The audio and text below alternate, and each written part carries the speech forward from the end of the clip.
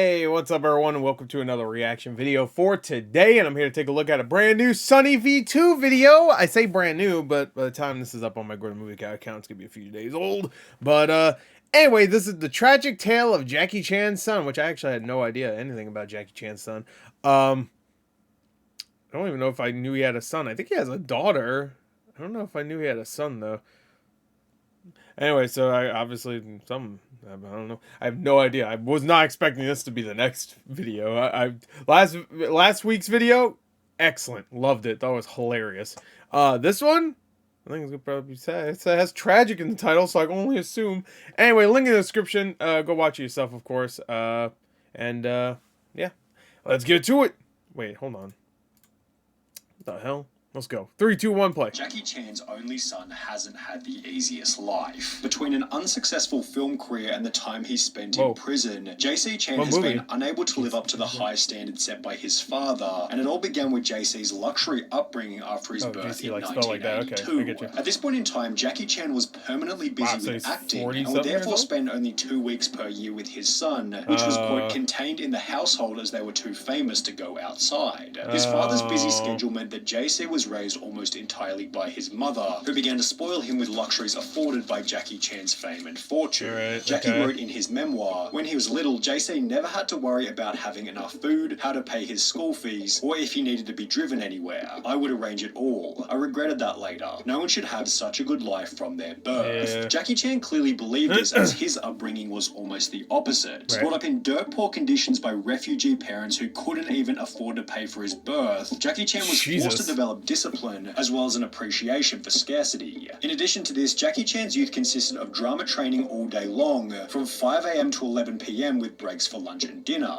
When he misbehaved, he was beaten with canes. When he fell ill, he was told to suck it up, which Jackie Chan has since highlighted as beneficial in comparison to his son's upbringing. I do love Jackie Chan. Thank you, my teacher, that tortured me, becoming really, we never drop one rice on the table. Whenever I go back my home, I see my son's shoes, one like this, one like this, one socks, now the socks.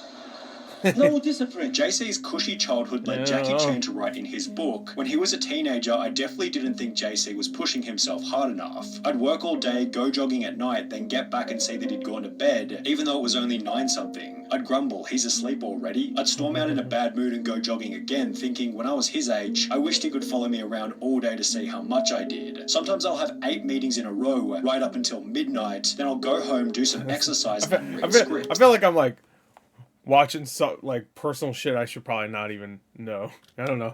Obviously, he discussed all this in interviews, but JC's clear lack of drive and ambition in comparison to his father led JC to drop out of college at the end of his first year, stating, "I wanted to be a musician. All you can see in Virginia is sheep," although other sources state that he was expelled from the school as a result of excessive drinking, unclean living conditions, and 2 semesters worth of unwarranted absences. JC's desire to become a musician was against the will of Jackie, who had not wished to see their son in show business. He wanted JC to be a lawyer, an engineer, or a doctor, as JC's mother had, quote, already lost her husband to this profession. Despite the wishes of his parents, JC moved from Los Angeles to Hong Kong in 2004, where he planned on cultivating his own successful story in music, stating, "It is my hope to become famous based on my own abilities, rather than rely on my image." JC was so confident in moving to China that he gave up his American nationality in exchange for Chinese nationality. However, it's possible that this choice came into question after he released his... fuck am I looking at here? That's not a good one. His first album, described in reviews as being a horrid absolute waste of money. The album, simply titled JC, was a commercial failure. The reason for this, as described by JC himself, was because Hong Kong is different from other places. You need to do music and movies, leading JC to appear in his first film titled The Twins Effect 2, which received an IMDb rating of less than 5 out of 10 stars. Hey, that's better than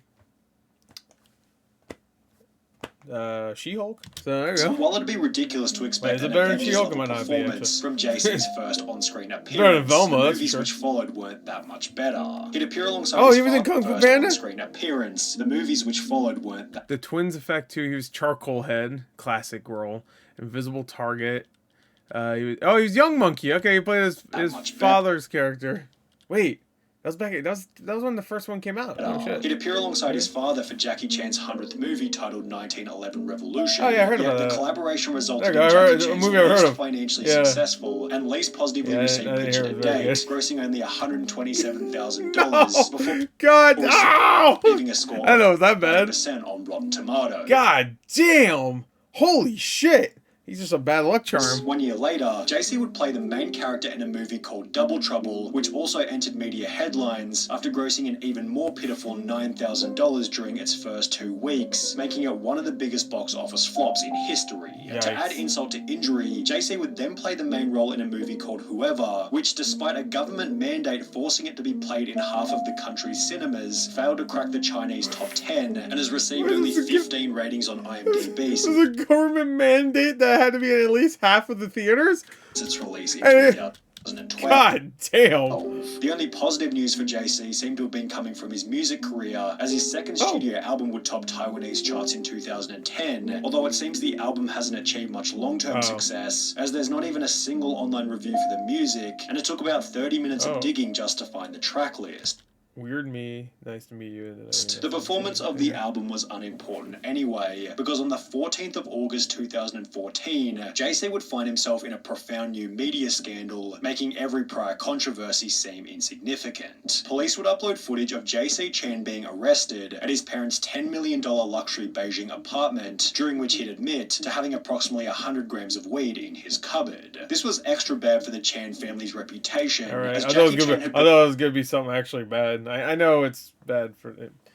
In China's official anti-drug ambassador since 2009. For this reason, Jackie Chan would take to social media to apologize, writing, "For my son JC to get into such trouble, I'm very angry and astonished. As a public figure, I'm ashamed. As a father, I'm heartbroken. I can't begin to describe his mother's pain. I failed to be a good father and I deserve the blame. I will take the responsibility and apologize to the public on behalf of JC." In the process, Jackie practically disowned his son, stating that he hadn't and didn't plan on using any of his connections to lessen JC's sentence. I have not visited him even till now. I did not even use any connections to call anyone. If JC only went in jail for 1 week or 10 days, how would the public look at us? We are public figures and all the more we have to abide by the laws, which was accompanied by Jackie Chan somewhat hilariously telling JC's lawyer to slap him twice for me. While Jackie Chan wanted absolutely nothing to do with JC, the Chinese government took the opposite approach, making a public anti-drug example out of JC by televising the trial, which would happen approximately 4 months after his arrest. JC was sentenced to 6 months in prison. Are you kidding? Really? Was ordered to pay a $320 fine for possession as well as the crime of sheltering others to take drugs. JC took this sentence humbly, stating, "I have broken the law and should be punished. When I return to society, I will not repeat this because I have let my family and friends down yet again." Jesus. Although this wasn't enough to satisfy his parents, who didn't even attend the trial.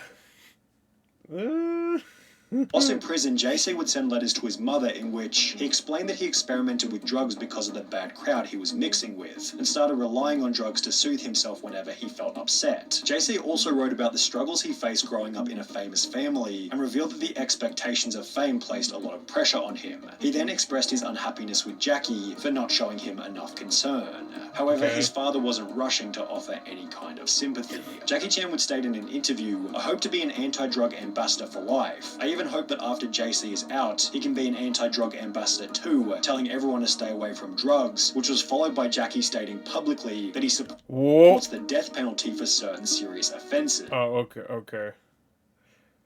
I was going to say for drugs. I was like, what? Additionally, Jackie Chan would... That's still bad, but...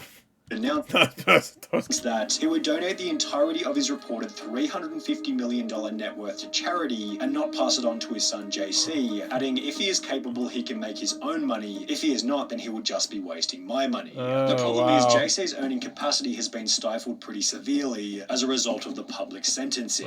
For example, in the 3 years prior to his arrest, JC acted in 10 different movies. However, since his imprisonment almost 10 years ago, he's appeared in only 3 films, one of which he was wasn't even credited for as a result of the scandal. Whoa! JC also lost endorsements from Adidas, Nivea, Yishion, Johnson & Johnson contact lenses, Stride Gum, KFC, and Chevrolet, with this rock bottom causing him to return to America, even though he was no longer a citizen there. The father and son still share a residence in Hong Kong, though they don't spend much time together. As an actor, a businessman, and his city's unofficial goodwill ambassador at large, Jackie Chan has a busy schedule. The two seem to have reconciled since JC moved back to the USA, yet JC continues to differ himself, stating, "I don't want to always follow my dad's footsteps. I want to be different," adding that he's tired of being a person in his father's shadow. Since moving back to the US, JC has made efforts to turn his life around, directing his first film in 2021 titled Goodnight Beijing, and according to IMDb, he has another 2 movies on the way. The what?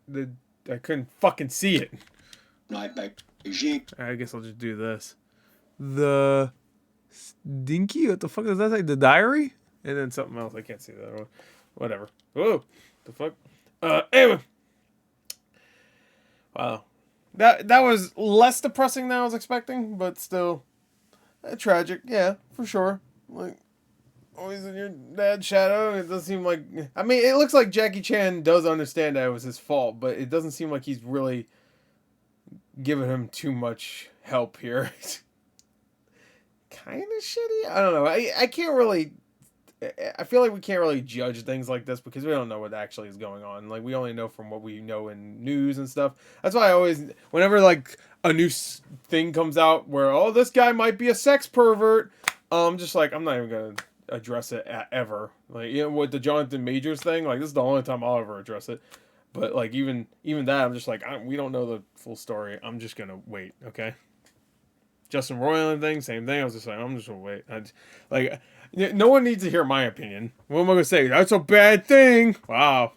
Thanks, Gore. Anyway, there you go. That's it. Tragic tale of Jackie Chan's son.